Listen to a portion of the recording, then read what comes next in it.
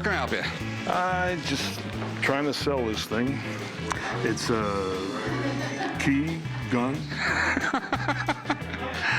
A key and a gun.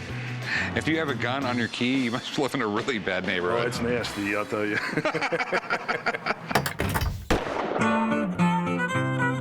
Well, this was in a box with a bunch of other keys. I looked at it, and it looked like it more than just a key.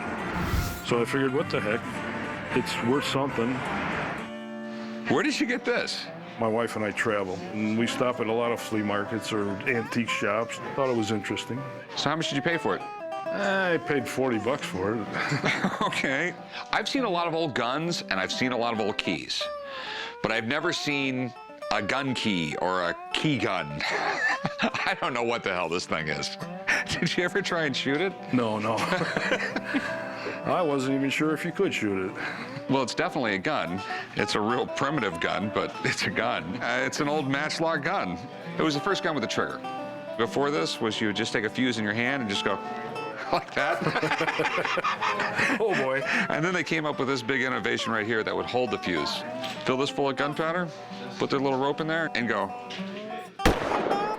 What gets me is I can't understand why it's on a key. You know, I just can't figure out if they took a key and made a gun out of it, or they took a gun and made a key out of it. It's not every day I get stumped, but yeah, you did it. Well, how old do you think it is? I think it's 1600s or earlier.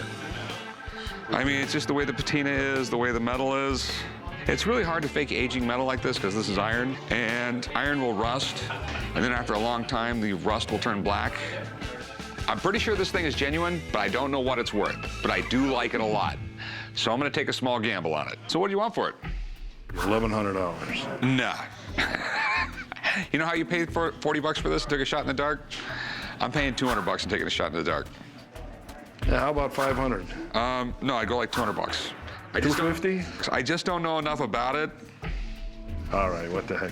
Okay. 200. All right, let's go do some paperwork. Most of the stuff in my house I don't make anything off of. I sold this for $200, made a $160 profit. I'm happy. Well, I bought this yesterday. It was a complete shot in the dark. I'm an expert in antique arms and armor, primarily from the 16th century through the 18th century. I've been in this business for at least 25 years as a collector and a dealer. How'd you get it? Oh, Samuel, someone walked in here, said he was at like a flea market. I mean, honestly, the only reason I bought it is because it looks really old. I've seen a couple of these before, but they are really rare. And this was handmade, and most likely it's probably, 17th century. This was intended to actually work a lock as well as being a gun. I really don't understand it, why anyone would even make the thing. This could have belonged to, a jailer in the 17th century. If you were to put just a bunch of buckshot in here, it would ruin your day. But is it practical? No. I can't believe some jailer had to walk around with this thing. It's a ridiculous thought. It's not exactly an intimidating weapon. This is one of those unique items that is going to be a cross-collectible. It's going to appeal to not only a key collector, but a gun collector.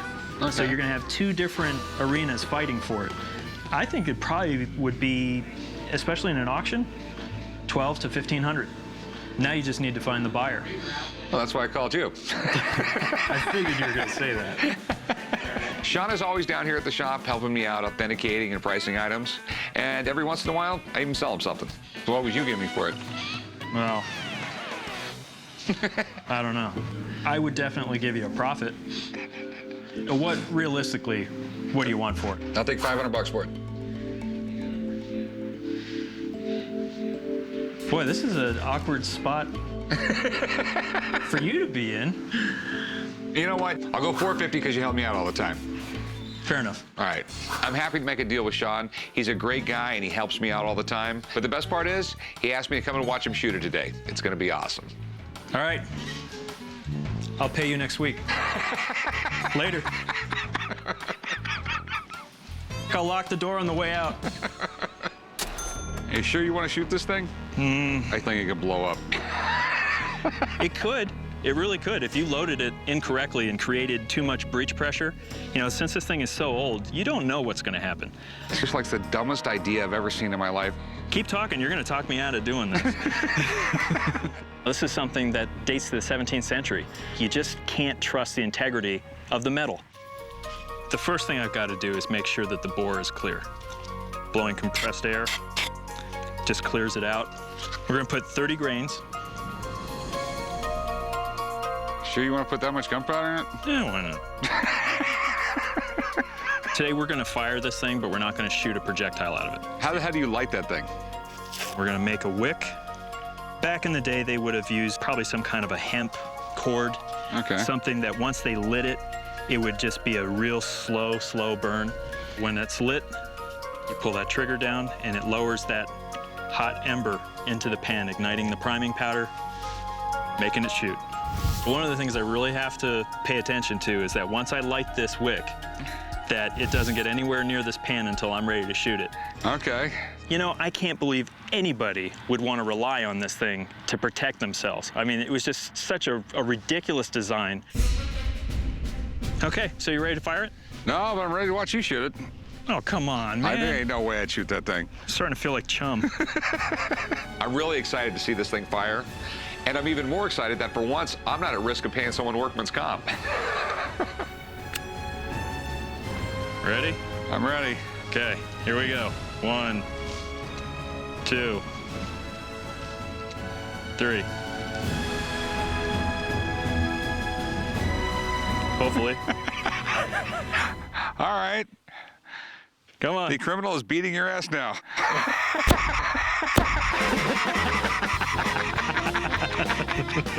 It's really amazing the amount of time that lapses trying to shoot this thing and make it fire.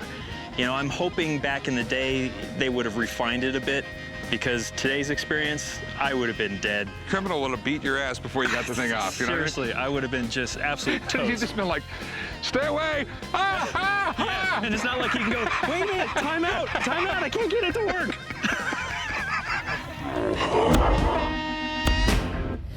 What is this? This is a Frostmourne sword from the World of Warcraft.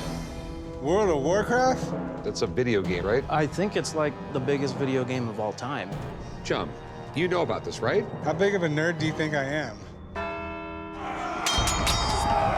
I have a World of Warcraft sword that I'm hoping to sell today. I'm a pretty big gamer. I was really into World of Warcraft for a long time and just recently decided to move on to other things. It's still in its original box. I have not taken it out and played with it much. So as far as I can tell, I think it's in perfect condition. Okay. Can we see it? Is it? Yeah, sure. Let's take it out. Here, I'll help you.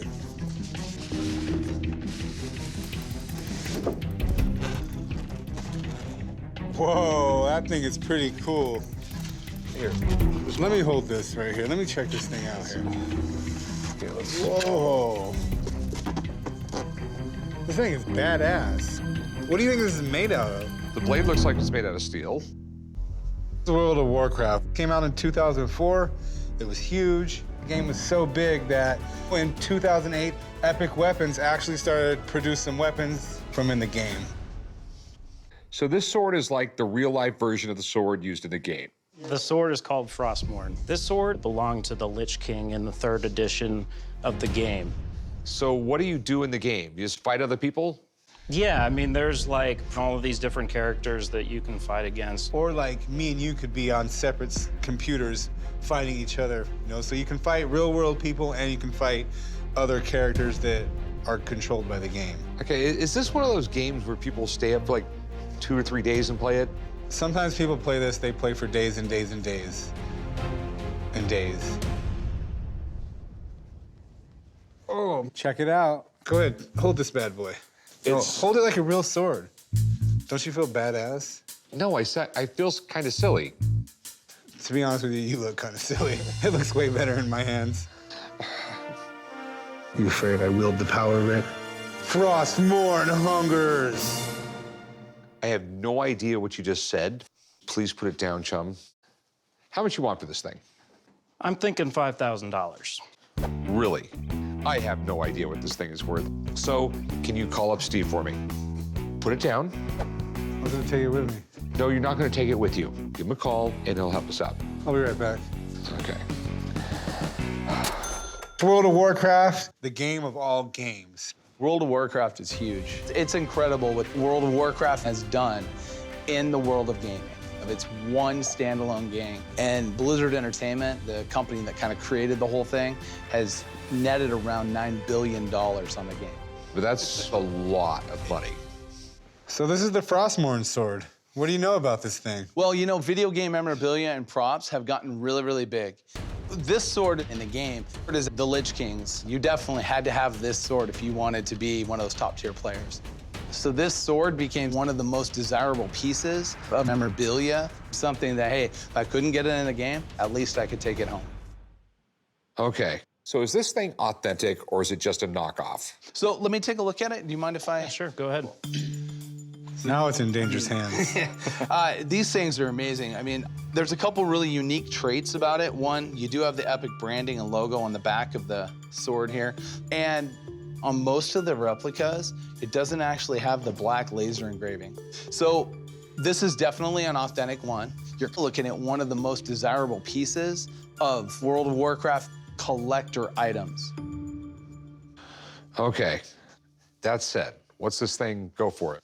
Well, you know, these things have sold for as much as $5,000 at one time. However, you're gonna have to find someone who actually wants an authentic one. Someone might be satisfied having a replica hang on their wall. I think you probably are gonna be able to get somewhere around $1,350 for this. Okay, thanks, man. No problem. Thanks, Joe. All right. He just told me it's gonna be hard to sell. Yeah, boy. I'll give you $600 for it. I mean, I don't think I can do 600. Could I get 1,000 for it? I have to resell it. It's gonna sit there for a while. I'll make it easy on you. I'll go $750 on it. I'm not gonna go a penny more. I'll agree to the 750. Okay, $750. Go write them up, chum. Leave the sword here. I will put it in the box. You want to play with it, don't you? No, I don't want to play with it. I'll meet you right over there, write it up while he plays with the sword. Cool.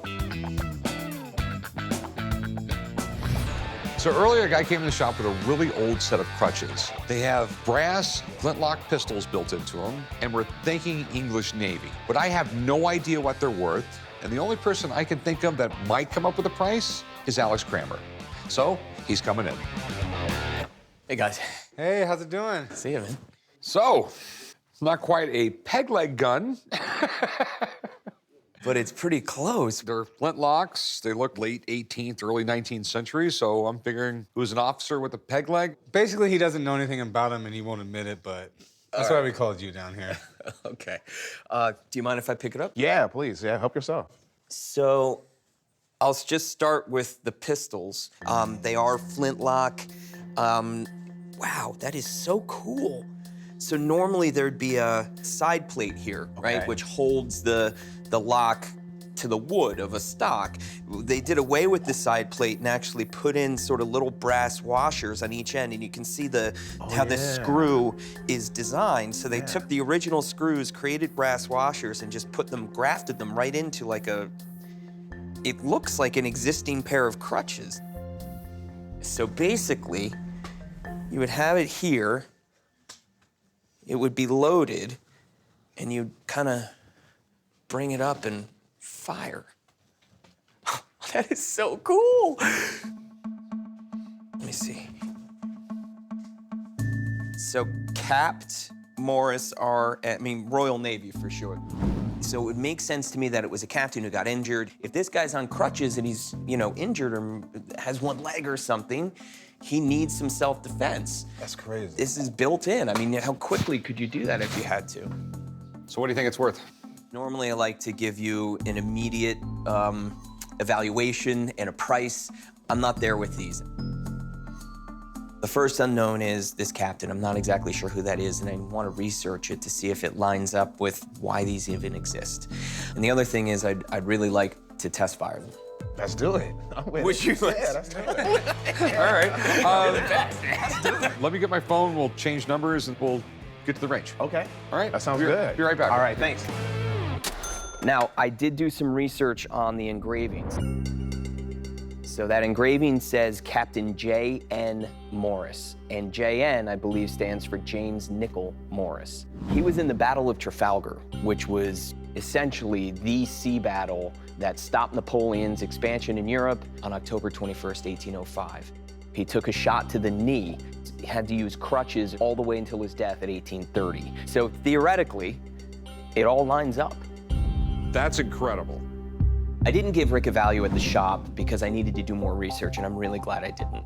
These crutches belong to a famous sea captain in the Royal Navy. It just doesn't get any better than that. Any kind of historically significant item, especially one that's a little kooky, you know, like pistols and crutches that are 200 years old, is a good item for Rick and a good item for the shop. Are there any volunteers for firing them? That's why I'm here. He's got to be good at something. I set up some apples on strings because they're kind of fun to aim at. It's going to be very hard to hit them, so I want you to get pretty close if you're going to fire them. Okay, sounds good. All right, you guys come over here. I'm going to load them. All right, so go ahead and put on your eyes and ears. This is triple F black powder.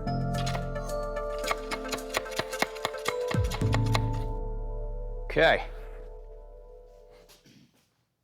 Okay, so this one's going to be ready. And that one's ready. All right, you ready, chum? All right, Rick, I told you once, and I'll tell you again. I'm gonna need that raise.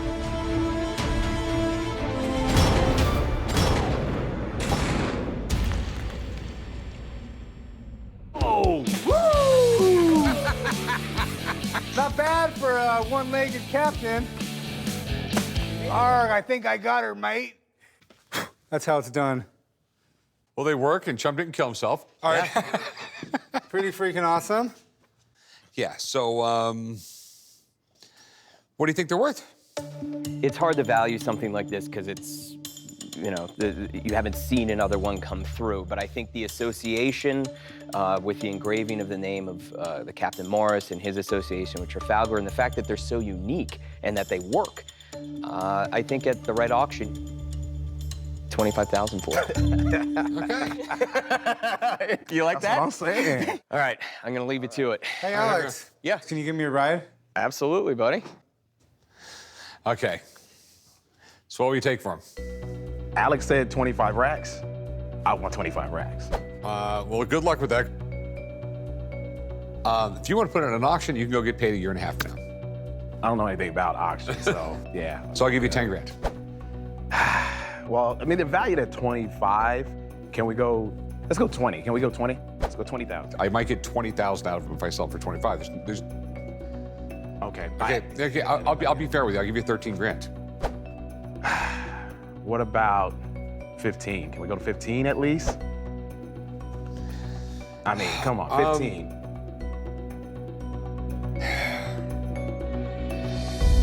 You know what? There is always the possibility it could go for more than that at auction. I could do much better. So, you know what? I'll risk it at 15. Yeah, that sounds good. Thank you. Let's do it. So bring them down to the shop. We'll do some paperwork. I'll get you paid. Okay. This is pretty awesome. I'm more than happy with $15,000 because that's more than what I walked in with, and it's way more than what I was expecting. Also, the fact that it's a little piece of history to it, that makes it even more valuable, just to me personally, and I dig that. What do we got here? It's like a really cool blow gun I came up on.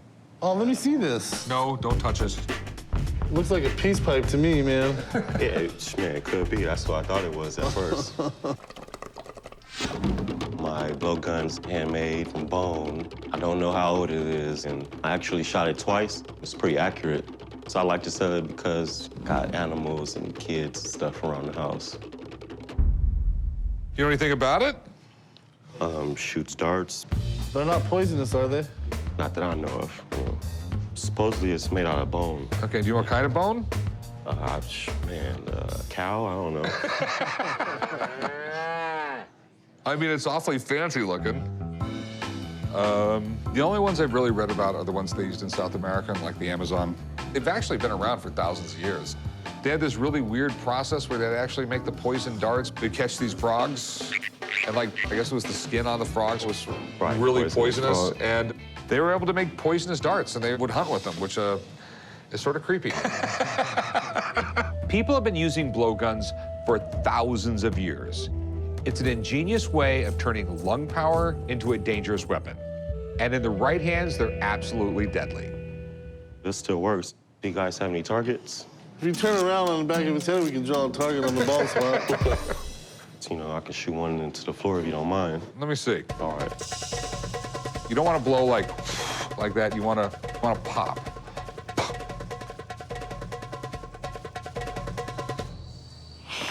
Awesome. Damn, that looks like it would hurt. Now, how much were you looking to get out of it? Possibly 100.